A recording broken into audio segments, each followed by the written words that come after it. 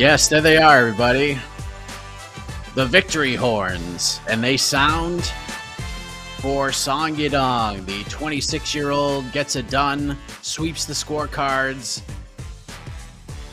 I'm trying to find the right word to describe the main event. It wasn't thrilling, but Song showed some well-roundedness. He won the fight.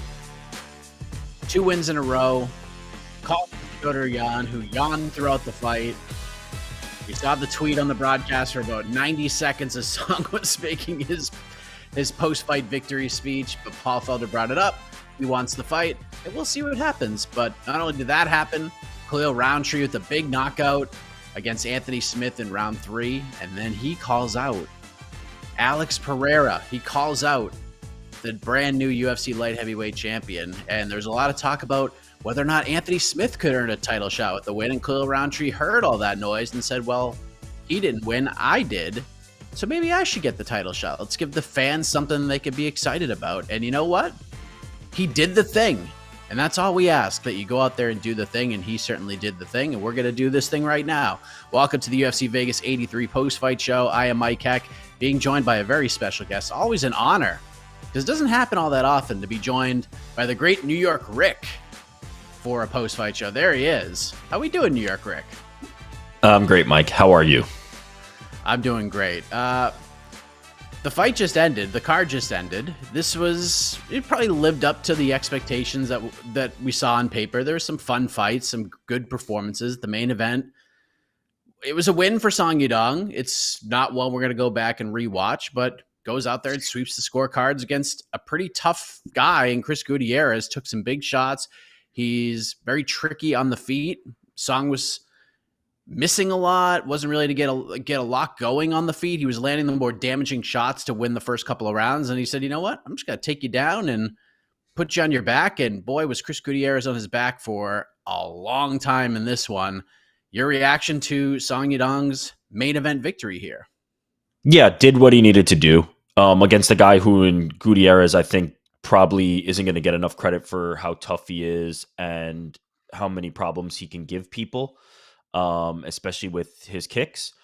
The line felt a little bit odd to me. Now, in hindsight, winning 50-45 essentially across the board with 150-44 mixed in there, like maybe the line was right, but I think Gutierrez is one of those guys that's like hard to look really, really impressive against.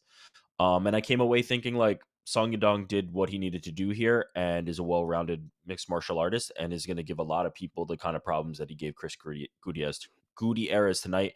And Chris Gutierrez is going to give a lot of people the problems that he gave Song Yadong here tonight. So I don't know if I learned much of anything new, but it played out similarly to kind of how I thought it might. So it's kind of a weird question to ask when a guy wins 50-45 on 2 cards and 50-44 on another.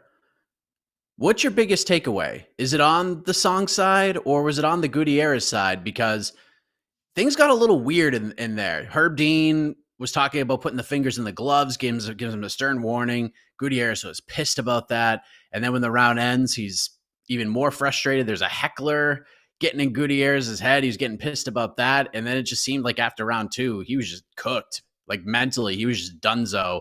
And then comes out in round 5 and tries an Imanari roll. I mean, you say go for broke when you're down 4 rounds, but Jed on Twitter called it the actual worst punt of the MMA year, and he compares it to Chill's spinning back fist and Chris Weidman's wheel kick against Luke Rockhold when he lost the title. I don't know if I would go that far. Well, we're not going there. I mean, those are like catastrophic errors. This didn't result in any crazy change of fortunes. This was just useless.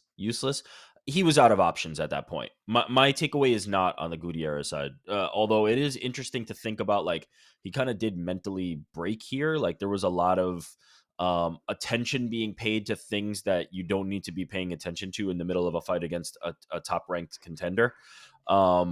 But my takeaway is more on the Song Yadong side to say that, like, yeah, this guy is an elite talent. This guy is a very well-rounded mixed martial artist. This guy is ready for the Peter Yan type fight that I want to see him take. And yeah, this felt to me like, okay, here's the stepping stone. Now we get the fights we really want. And yeah, I'm ready for it. And he's ready for it, in my opinion. So after UFC Austin and after Davis and Figueiredo beat Rob Font, I mean, Twitter was just all over a possible Davis and Figueiredo versus Petr Yan fight. That was the popular pick from everybody. It was my pick on to the next one. I believe it was AK's as well. But Song Yadong wanted the Petr Yan fight. This was presented to him when that card was going to be in Shanghai.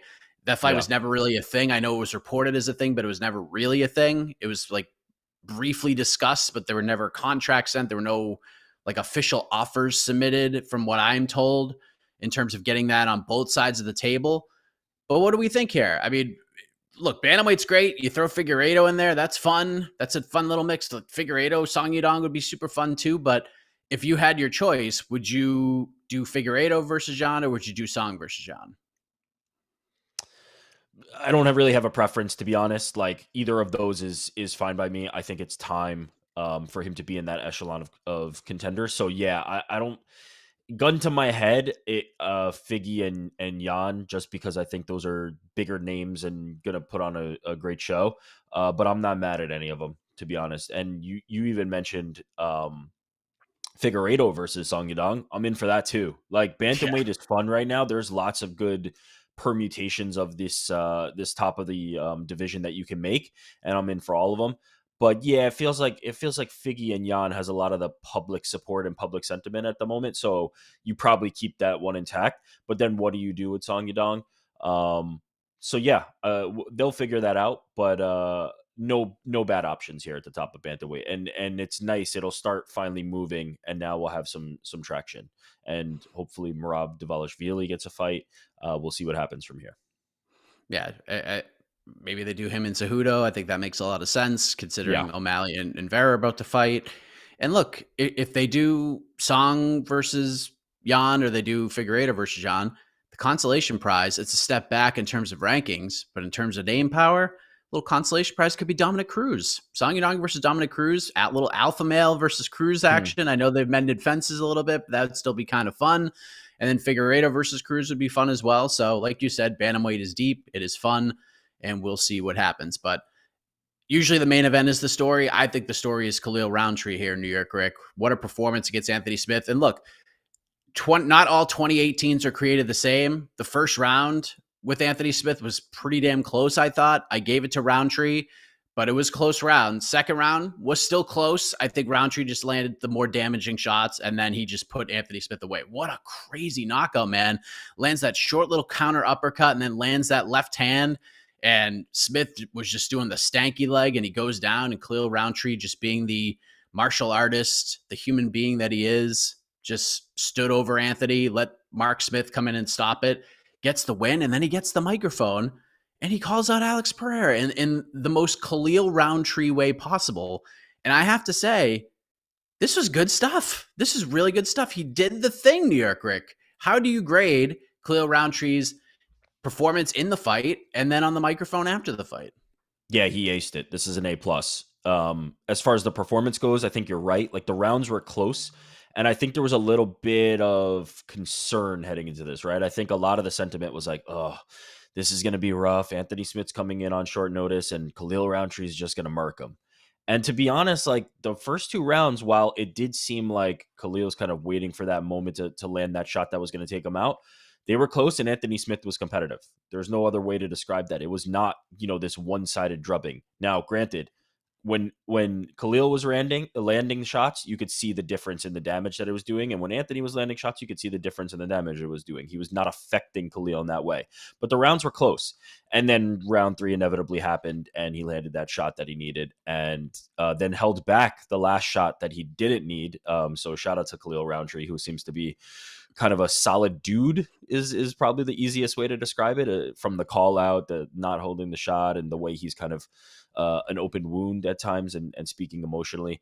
And then the call out itself, yeah, I'm in on the idea of Khalil Roundtree finally putting it all together. I think this is 5 in a row, but correct me if I'm wrong. I think this is 5 in a row, Yep. and is on the path to the title. One more maybe, and you could be in there. This division is not very deep, and is kind of yearning for somebody who make like the easiest way to figure this out and see what I'm about to say is that Alex Pereira was the one who got the title shot. And what I'm going to say is this division is yearning for some new names and people who can knock people out. And this is what you're getting with Khalil Rountree, and already have now with Alex Pereira. The division has needed that for a long time, and he's here. And I think he's one away. Would I be surprised if they even threw him into a title shot now? I really wouldn't. I mean, I think there's plenty of opportunities where we've seen next man up, and I think Khalil Rountree would be ready for that opportunity, as he said. So I would be not shocked if it was next. I don't expect it to be next. And if it's not next, I think he's one away at most. Timing could be on his side here, New York Rick. Yeah. If Alex Pereira is like, I want to fight in April, and I know we have the big one coming up, the rematch between Magomed Ankalaev and Johnny Walker on January 13th, you have to think probably by then we're going to know what's somewhat going on at UFC 300. So maybe they put that fight together. I don't know. Not having the Rakic Jan Blachowicz fight in January kind of hurts, and it looks like him and Yuri might go, but now they're talking maybe March, February, and even then it might be a little bit too late for one of those two guys to turn around. So who knows? You can't, like, I want to see Alex Pereira fight Jamal Hill. I really want to see that fight, but you can't bench Alex Pereira until the summer at the earliest. You just can't do it. So maybe he sneaks in there, New York Rick. Yeah, I mean, as we've seen, like UFC title shots are just timing at this point. Like it's next man up, and I think Khalil Rountree is somebody who's ready to be next man up, and the rest of the division needs to sort itself out. Like Rakic is in there, Jan Blachowicz is in there. You mentioned a fight that needs to play out. There's lots of guys who kind of need, need to see where they fall. And in the meantime, hey, you could do worse than throwing Khalil Rountree in there. The problem that I would foresee is that's not a headliner, in my opinion, right? Khalil Rountree has been doing his work, but he's been doing it on co-main events of an Apex card, right? Like this is the biggest spot he's been in, and it's the co-main event of an Apex card. So he's not been exposed to the audience in a way that I think people are going to say, I'm plopping down my money on pay-per-view. The highlight reel is one thing, but he needs a little more seasoning, a little more time in the oven, in my opinion. So that's the problem. Now, if you're thinking it's UFC 300 and maybe that can be a co-main underneath something, or maybe there's another opportunity for that to be co-main underneath a big heavyweight fight, then I think that it's viable. But I think it would be very hard to make this the main event of a pay-per-view. So I think he's one away, in my opinion. Yeah, even if you do Connor Chandler, you think Alex Pereira would complain if he's the co-main event to a Connor Chandler fight? I think he'd be like, yeah, I'll do that. That's a perfect situation, right? Connor's headlining UFC 300. They can throw a light heavyweight title. Hey, like fans, this one's for you guys. This one's the fun fight that is going to be an absolute war between two dudes who just murk people. Like that is what they do. They go in there and they hurt people badly. You can sell that as a co-main. I don't think you can sell that as the main just because of the name value. But one more win over a top guy at light heavyweight, all of a sudden Khalil Rountree has that momentum that he needed, and not dissimilar to the path Alex Pereira has taken in this. Like he's doing his work with his fists. He doesn't need to hop on the mic and do much. The rivalry with Izzy obviously expedited that. But I think Khalil Rountree is building enough of a highlight reel that like one more, and you can really say this guy's coming. I'll tell you what. If I'm Khalil Rountree, I'm rooting for Magomed Ankalaev to beat Johnny Walker and do it in the most boring way possible. And then maybe he gets in there because there's just nobody else that people would even want to see at this point. So we shall see what happens. We do have bonuses. No fight of the night. We have 4 performance bonuses. I don't think it's going to be a surprise to anybody. Tim Elliott. Yeah. Nasrat Haqparast. Hyun Sung Park. And Khalil Rountree get bonuses. Yeah. So there you go. 4 finishes, 4 bonuses, $50K. Enjoy. Nicely done. Nicely done. Good performance from Nasrat Haqparast with the hockey punches on Jamie Malarkey. That was nice. We haven't seen Haqparast go out there and get finishes like that. It's coming off that kind of crazy fight against Quinones in his last fight. That was really, really fun. Tim Elliott on short notice with the arm triangle put Sumaderji to sleep. And how about Andre Muniz, New York Rick? Kind of a weird one. The Iron Turtle, I know he's a chat favorite in the MMA Hour chat. I mean, turtle emojis everywhere. Close fight. I kind of thought Jun Young Park might have snuck it out there, but Andre Muniz back on track. He needed that one so bad. As far as someone who like desperately needed to get back in the win column, Andre Muniz probably at the top of that list, was he not? He needed to get back in the win column, but I also think he needed to be a little more impressive. Like, this was a guy that was being talked about as one of the top prospects. Like, wow, this guy's coming through and is going to be a middleweight contender. And he's just not been impressive. Like, this was not a great performance. He did what he needed to do here. I thought the Iron Turtle won the fight. I thought he won rounds 1 and 3. So yeah, I don't know. This is not what you need if you're Andre Muniz. Yeah, certainly you need to get a win. You're right to that extent, but I thought you needed to do a little more impressively to really like establish yourself. He's it feels to me like he's on the outside and he's going to be forgotten in this middleweight division. And then I'm looking down at the rest of the card. Like Steve Garcia's knockout was nasty. No Yeah. bonus for him. Tatsuro Taira just doing Tatsuro Taira things, but this time with the hands. He doesn't get a bonus either. Maybe it's just because he was such a big favorite. But Hyun Sung Park was the biggest favorite on the card. Maybe some backdoor bonuses being done, but Tatsuro Taira, man, this guy is super good. I know there's a lot of hype and talk about Muhammad Mokaev, and Tatsuro Taira did call him out. And I remember when I interviewed Taira before his UFC debut, he said he wants that fight. And boy, oh boy, am I excited. Maybe 2025, 2026, we get a Tatsuro Taira versus Muhammad Mokaev, possibly flyweight title fight, New York Rick. Flyweight, the division that was on life support at one point, we thought we were just going to dump it all together. All of a sudden, super fun, always delivers. And now we have two of the best prospects of the sport in this division right now. There's a lot to like at 125 right now. Yeah, I'm in total agreement. Mokaev took to X during the fight night and said if Alex Perez falls out, he's taking the fight. He's not gonna sit on the ranking. He'll take the Tatsuro Taira fight. So shout out to him for being awesome and game in that regard. All the stuff I said about Andre Muniz being like this uber prospect and then kind of like not living up to the hype, Taira is the opposite of that. Like every single time he's out there, he impresses me more and more. His opponents just look like they have no answers for the kind of pressure and like suffocation that he brings. And yeah, I'm excited to see where he goes. Obviously, we need to start seeing the escalation of opponents of tougher competition. But he's passing these tests with flying colors, and yeah, he's an absolute stud, man. Like you can see it in the style. Like he's just a finisher. Absolutely. Kevin just said gets a win.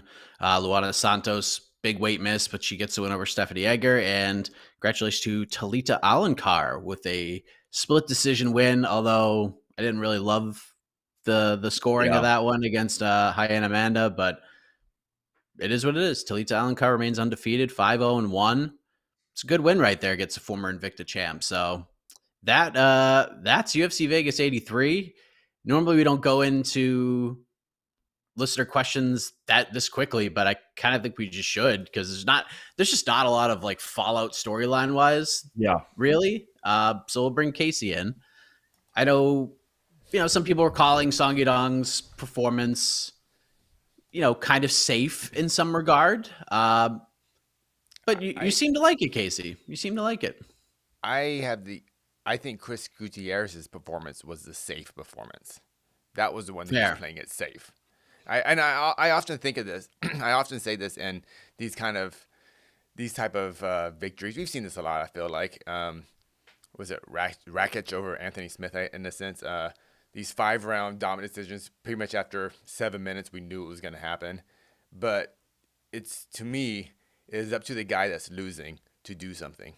And Gutierrez was just content, just losing every round, basically in guard. And to me, that's him playing it safe and him losing safely. I get it. You don't want to get knocked out, but that's the game we play. You go in there, kill or be killed, and he was content losing a decision, which is fine. But, yeah, so that's how I see it. Yeah, it was a boring fight. By far, it was boring, but I think it was a great performance by Song, but in a boring fight. Does that make sense? How much? Oh, yeah, that makes sense. How much does all this matter? In the scope of things, because to me, like yeah, it's on the guy who's losing to press, right? Because he's the one with no answers. He needs to figure something out, right? Song Yadong's doing stuff that's working, and he just needs to keep doing it. Yeah. But if you're looking back at these performances and going Davison Figueiredo against Rob Font or Song Yadong versus Chris Gutierrez, all of a sudden, if you're the UFC, what I'm saying, all of a sudden it might be an easier call to say, hey, Figgy's the one we want to fight Jan. There are some style points that are required. Sometimes it's not enough to just go out and do your job. Sometimes you do have to push it a little bit more. Sometimes you have to press the action, even if you're putting yourself in a dangerous position. Yeah, you're right. But at the end of the day, the UFC doesn't give out entertainment checks in a sense. They give out a win bonus, a show bonus, and a win bonus. You have to win. You have to win. You have to win. And you have to win. We talked about this on the pre-show. Winning solves everything. And he won, and I think that's 90% of the job. Yes, if you want to, I don't know, let him stand up, or I don't know. I'm not sure what Song should have done. Honestly, I watched it. I'm like, well, I mean, I'm watching if I'm like, what's he supposed to do? He's just dominating from top, and Gutierrez has he can roll to the side. He can do things that's going to put him in a bad position or take a chance and put himself in a worse position. But for Song, I just don't know what he is supposed to do on top. I mean, if the guy's going to let you take him down and let you sit in your guard and just elbow you, I don't know what to do. I mean, I don't know what Song's supposed to do. It's not, it is not entertaining to watch. 100%. I completely agree. Yeah. And if timing wise, with Figgy, with a more entertaining performance, that in the very short term, like their next fight, that might hurt him. But I think in the career aspect of it, it'll be forgotten. It'll be forgotten in a week, because apparently there's a really big card next week, and in about 3 or 4 hours, we're never gonna remember this card. In a sense. 3 or 4 hours, 3 or 4 minutes. Yeah, man. I'm being very positive, guys. Come on. Yeah. So no, by the way, I agree with you completely. Like this wasn't Jonathan Almeida to me. Like this was fine. Like this was a fine performance, doing what he needed to do, and wasn't like he was just sitting there. Like was doing what he needed to do, was landing shots and blanked them. And Gutierrez fought safe, to your point. Like he was fighting not to lose, and he lost. And honestly, this isn't a main event fight. This is a strong co-main event fight. And if this was a co-main event, 3 rounds, we have a different conversation. But all the expectations are on the main event. We had an extra 15 minutes of So and it's very late. So and we have next week. So maybe somebody will ask this: should they have shifted Rountree and Smith to the main event now that this event wasn't in China? What was the point of Song Yadong and Gutierrez being the main event? There were more stakes in the co-main event for sure. Yeah. Anthony Smith is the biggest name out of everybody there, right? Like he's headlined these shows before. So yeah. Yeah, but also just think how different this fight feels if this is in a arena or stadium. I don't know, in Shanghai. There's 12,000 people there cheering Song on. There's a completely different. Even as boring as it was, there's a completely different feel. And Song grabs the mic. He goes, "Give me Peter Yan." He's the hero. We're talking about this completely different, and I totally get Song's frustration, because when he signed the dotted line to fight Gutierrez, he's like, all right, well, I'm fighting a guy who's 8 spots behind me, but it is the main event in my home country. Hell yeah, let's do this. Wait a minute, you're going to fight in front of 15,000 people of your own fans. Now it's 15 people and one jackass who's yelling at your opponent. So here we are. These are great points. Yeah. And plus, like, once you give them the main event, you can't be like, oh yeah, we're moving to the Apex. Now you're not the main event anymore. No, they can. They definitely can and should have. They could. They could. I mean, as long as Song pays the same, I'm sure he wouldn't have cared. But I mean, that's the thing, because Song and Gutierrez probably made more money tonight than he's made in any other fight, even in a loss, because you get that extra main event bump. So I'm sure that meant something to him to take that, and I'm sure Anthony Smith's pay was probably bigger than is probably bigger than both of them combined, even with Song getting the win bonus, considering he's fought for a belt and he's been around for so long. You also have the out that fight wasn't originally on this card, right? Khalil Rountree was supposed to fight the week before, and now you're adding it, so just make it the main event. Ultimately, I mean, you know my position on card placement, right? You know that I don't give two Fs about card placement, but it did feel like it kind of crescendoed there, and then it kind of was a letdown, and you could time that a little bit better. But at the end of the day, we're going to move on quickly, as Casey said. Yes. Yep. All right. What are the peeps saying about this wonderful event? The go home show for UFC 296. I'm trying to find positive comments. I'm trying to. I think Peter Yan had a positive comment, right? It was something like, "Oh my god, Peter Yan." Very good, very good. Look at you, Mr. Heck. Wow. I mean, to be fair, Aaron Bronstetter said Peter yawned. I stole his shit. I stole his thunder. Shout out Aaron Bronstetter. Honestly, the memory I'm gonna have this is Paul Felder trying to explain to the translator what yawn emoji is. Yeah, that's just like that tweet being on the screen for 2 straight minutes was so. I was laughing, like it just stayed there the whole time. It was so funny. I'm trying to live blog. I'm like, the tweet is still on the screen right now. It's too funny. And if we're gonna be positive before we get to the fan questions, broadcast team knocked it out of the park tonight. Great trio right there. John Gooden, who I don't think gets used enough. There you go. Sanko, Felder, Gooden. Yeah. I had this ready. I wanted to talk about this. Yeah, they were awesome. They were awesome. Is this a hot take? But like, I feel like Gooden is the best play-by-play guy, and I feel like Felder is like the best analyst. Yeah. Ooh. I love Gooden. Yeah, he's really good. I still give the crown to Anik, but Gooden is quality. He is quality, so I'll give you that. So yeah, this is a super solid team. Yeah, I like this team. I think Sanko and Felder work great together, and honestly, they did a great job on trying their best to keep us, entertained and informed in the main event, because they were struggling. They were like, but they did a really good job. So props to Sanko, Felder, and Gooden. Great job. UFC commentary team. Heidi Andral, she did a great job as well. It was just a super solid broadcast. I think they crushed it. Yeah. Okay. Is Muniz considered? It's funny you should say it. Is Muniz considered for the middleweight? He is middleweight now. That was brought up in our private Slack channel. I think he's been. So I think I'll say Jed, because Jed would probably tweeted this 15 times anyways. Jed threw this out there, and you could make a strong case that he was a middleweight since the Uriah Hall win, because that fight was not. That was a very middleweighty performance from Andre Muniz, and then he fights Brendan Allen, who was the middleweight champion at the time.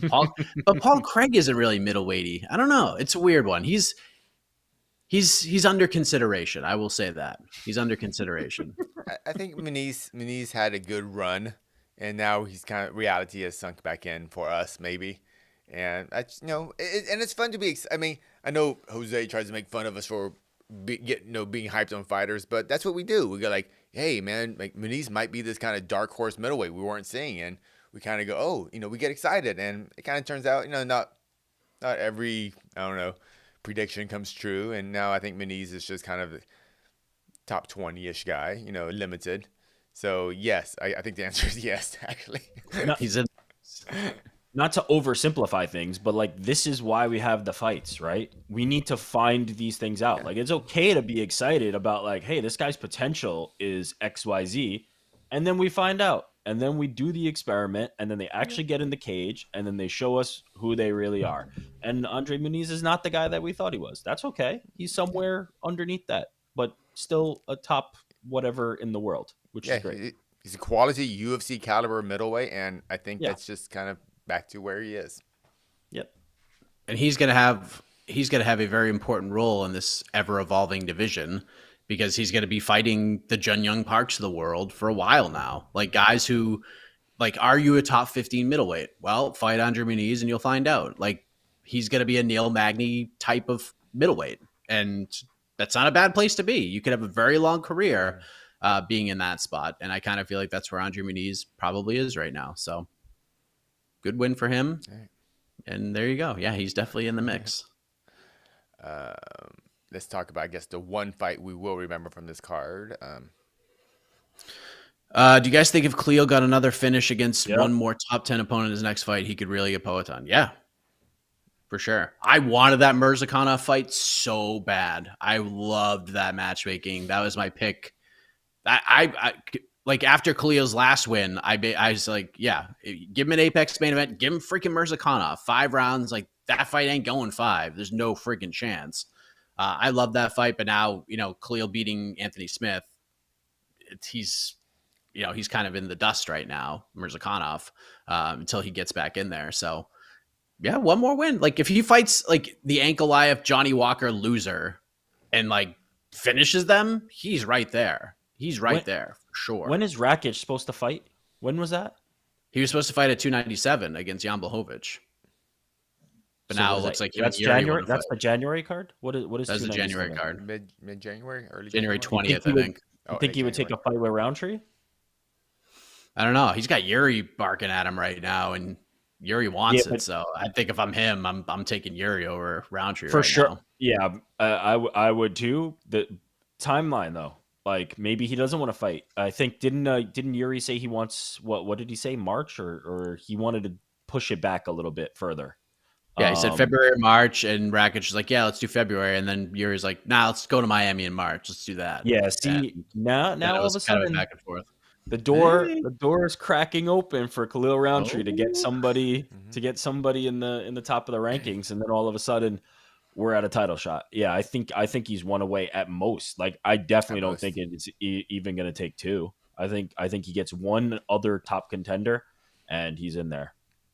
Get him out of the Apex. Get him out of the Apex. Yeah, put him on a pay-per-view. Put him on a pay-per-view. Yeah, put him on a pay-per-view, and let's see what this guy can do in front of a crowd and on a stacked card. Let's see what he can do. If people don't know him, that's how you introduce him to people. Put him on a big card. Yeah. Against a known commodity. Yeah, I mean, obviously he brings the violence and everything, which, fans love, we love, but I like also because he's different too. His personality, his persona is different. He doesn't need to talk trash, but he still talks directly to you. He doesn't whatever the matchmakers make. He still tells you what he wants, but he doesn't have to give this persona that we kind of expect a lot of fighters to do sometimes. There's something authentic about Khalil Rountree, unique, and I hope the UFC gets behind that and not just try to force some kind of trash talk when these are just 2 really high level. Talking about Pereira and Rountree, 2 high-level kickboxers who got really good at MMA, and I hope they match. Maybe if Pereira, like one of Pereira starts barking a bit and start going, no, I want Rountree. Do you think that could rush it too? Even possibly next? Is that too much? I mean, I think it goes back to what I said about it can't headline a pay-per-view. So right now it can't headline a pay-per-view, so it becomes difficult, right? Even if Pereira wants it. Because how the UFC has booked Rountree basically in the Apex, he just not really anything Rountree's he needs more exposure. This is where the rocket gets strapped to him, right? I don't think before this they were ready to. This is where the rocket gets strapped to him. Now you start telling the complex stories. Like, if people don't know about Khalil Rountree, like, he's a very fascinating dude, has a very fascinating story. Go watch the interview with Ariel Helwani on the MMA Hour where he kind of like pours his soul out. He has a very complex story, doesn't require trash talk. There's a lot of reasons to kind of root for Khalil Rountree. And now is where I think the UFC starts to maybe invest those resources and say, like, yeah, maybe this guy really can be the guy. And if he beats a Rakic, if he beats an Ankalaev, if he beats even a Johnny Walker, we can tell this story. We can start to invest time in him. We can start to invest resources and marketing and things like that and get him there. And then you've got the highlight reel for the fans that don't want to follow along with that. If the people want to hear his story and get that slow drip, you do that. If they don't, just feed him 60 seconds of him absolutely destroying guys. And I think he can be very sellable, but I do think he needs a pay-per-view. If it's not, a co-main where he actually is fighting for the title, you give him a top contender and then one more and he's fighting for the title. Yeah. It kind of sucks. Doesn't hurt that he's super fun. It does not hurt that he is super fun to watch. It kind of sucks because stylistically wise, and I think their skill sets, like, they're perfectly matched up right now. But like you said, Eric, now it's more about the marketing and putting it on that pay-per-view in front of 20,000 people. That's what's missing from Rountree right now. The skill set's not missing. Now it's just the marketing machine. So, Rakic versus Rountree, January. Let's do it.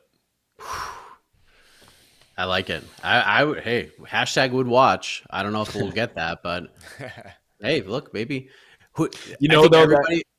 That might be a quick way to derail the train because the Rakic is not one who's opposed to taking him down and just keeping him there for a bit. So that might be a quick way to find out where his grappling's at, and I'm not sure he's ready for that step. But if you want to fight I was going to say, if you want to fight Alex Pereira, you need to be, but you don't. That's what I mean. That's what I mean. I was trying to say. That's so weird because, like, skill set wise, he could definitely beat Pereira. I'm going to say he will beat Pereira, but it'll be one of those weird, like, he could be the best 205 in the world, but we're going to pick him to lose against the next three guys, type of thing. It's just that is the light heavyweight division right now, though. Ankalaev and Rakic are going to be tough for him, in my opinion. Alex Pereira would be a lot of fun. But yeah, you're either the guy or you're not, and I think he's prepared to find out, and I think it will be fun to see as he does.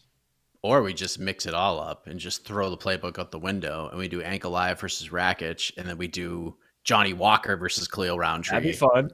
And then there we go. We eliminate Rakic and or Ankalaev from the mix, and then we get the two crazy dudes in there fighting each other, and then we go from there. I'm not opposed to that either. But where does Iwan Kutalaba fit into this? That's what I want to know. Guys, we should really start a podcast about matchmaking. I don't know, just saying. We should. Maybe, I'll see what AK is doing tomorrow. Well, we'll call it "Who Will This Guy Fight Next?" We got to make it shorter. I don't know. Hit me up in Slack. We'll talk about it. Yeah, we'll talk about it. I'll tell you what. Oh, there's probably one man who is unhappy about how things have played out, and his name is Dustin Jacoby, who's getting ready to fight Alonzo Menafield next week. Dustin Jacoby tweeting up a storm today because, truth be told, I thought Dustin Jacoby beat Khalil Rountree at that national card. I did. I thought Jacoby won that fight.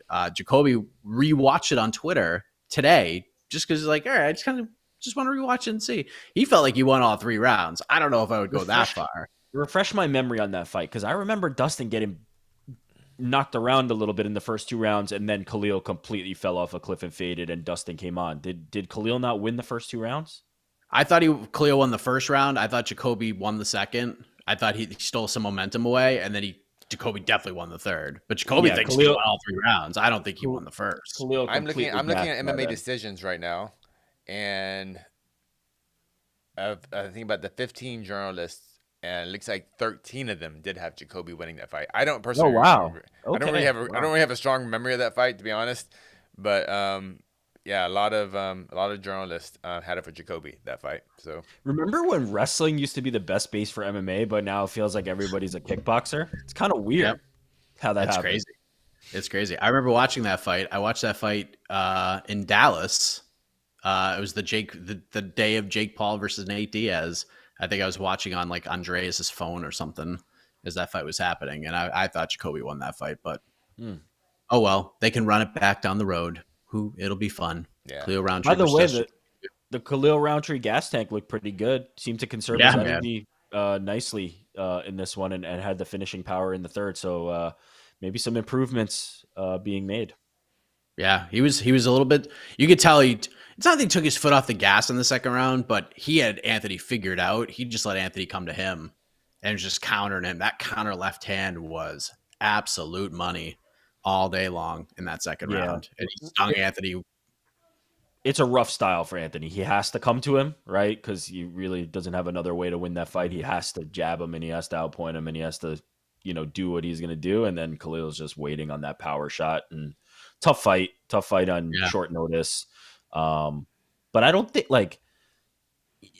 let's not get it pump the brakes on the Anthony Smith needs to do XYZ thing. He just beat Ryan Spann. after getting like mauled in the opening round there, came back, won. Like we've got some time here. Like we're not calling for Anthony Smith's head here. Like chill out. It was a competitive first 10 minutes. Competitive, short notice, tough stylistic matchup. Like chill out.